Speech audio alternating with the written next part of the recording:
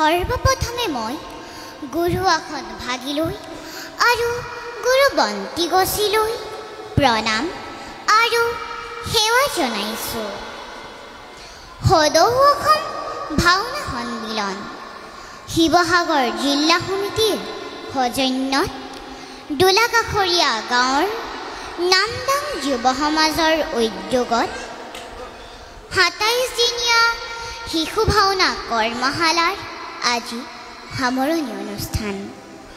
সামৰণি অনুষ্ঠানত উপস্থিত থকা গণ্যমান্য ব্যক্তিসকল, মোৰ পিতৃতুল্য বাপসকল, আই মাতৃসকল, শিক্ষাগুৰুসকল, মোৰ অতিকৈ মৰমৰ বন্ধু বান্ধৱী, ভাইটি ভণ্টি তথা দাদা বাইদেউসকল, সকলোলৈকে মোৰ মান্য অনুসাৰে শ্ৰদ্ধা, মৰম আৰু সেৱা জনাইছোঁ।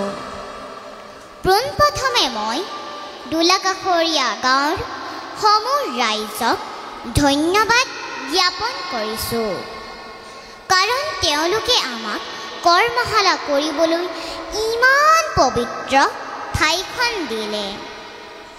তাৰ পাছত মই শিক্ষাগুৰু সকললৈ ধন্যবাদ আৰু সেৱা জনাইছোঁ। এই ২৭ দিনত ইমান সুন্দৰভাৱে, ইমান মৰমেৰে শিকালে। আমি একেবাৰে নজনা বিষয় এটা।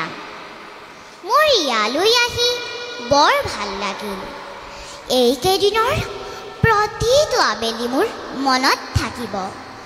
কাইলৈৰ পৰা মোৰ এই আবেলি সময়কণ বৰ বেয়া লাগিব। সকলোলৈকে মনত পৰিব।